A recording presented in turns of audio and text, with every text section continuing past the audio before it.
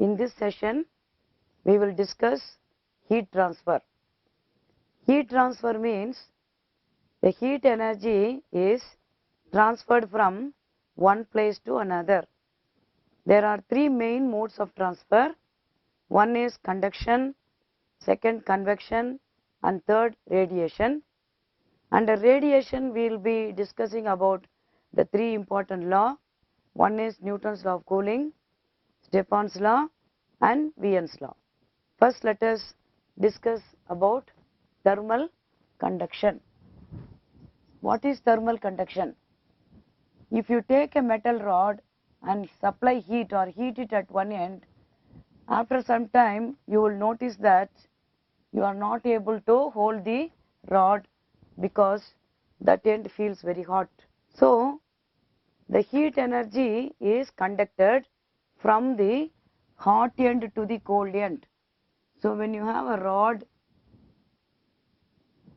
of length L and area of cross section A, say this is the hot end theta 1 and this is maintained at theta 2, then the condition must be theta 1 greater than theta 2, then heat energy flows from the left side to the right side of the rod. Suppose you take any section here. Initially, when we start heating, the whole rod is in room temperature, at room temperature. So, when you start heating, every layer requires some quantity of heat to increase its own temperature. Say for example, this is 100 degrees Celsius and this is 0 degree, then the temperature of the layers have to come between 0 and 100. This will come only after a very long time, and at that time all layers will show intermediate temperature steadily. That is called as the steady state.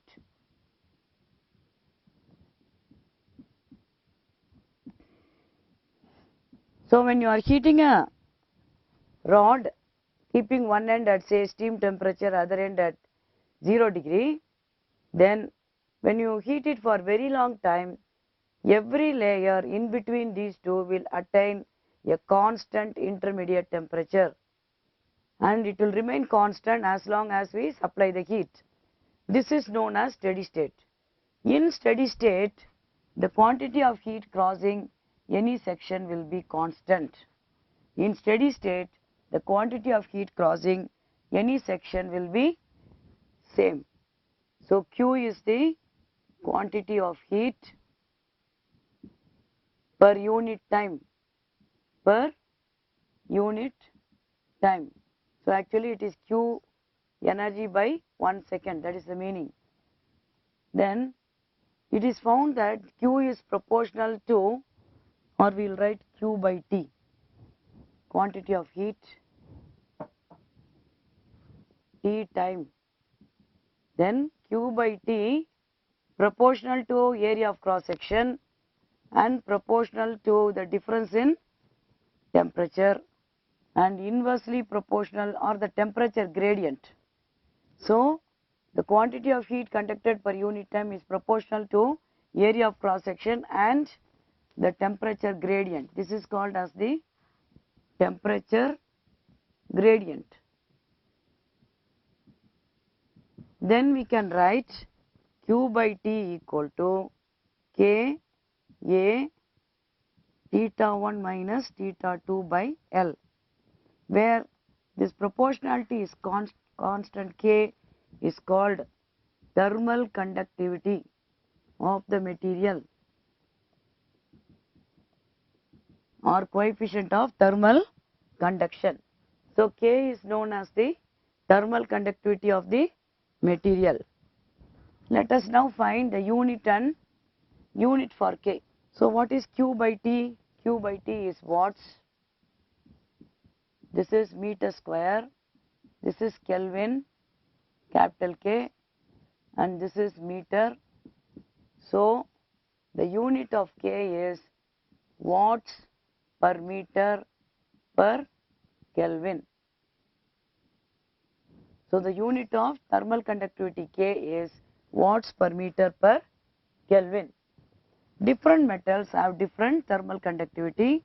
Metals are good conductors of heat. So the main mode of transfer of heat in a metallic rod is by conduction. Now let us consider this equation Q by T equal to Ka theta 1 minus theta 2 by L. Now let us compare this with the flow of electric current, which is due to the flow of charge per unit time, and this is equal to V by R, Ohm's law. Now only if there is a potential difference V, only if there is a potential difference V, current can flow in a conductor. In a similar manner, only if there is a temperature difference, heat can flow in a metallic conductor. So we can compare, this is heat flow or thermal current. We can compare this with current and write this as thermal current. Thermal current will flow only if the difference in temperature exists. So thermal current is equal to theta 1 minus theta 2 by thermal resistance.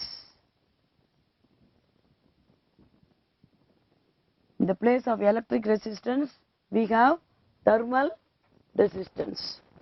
So rewrite this equation, rewrite this, keep only the difference in temperature, so it will become L by Ka.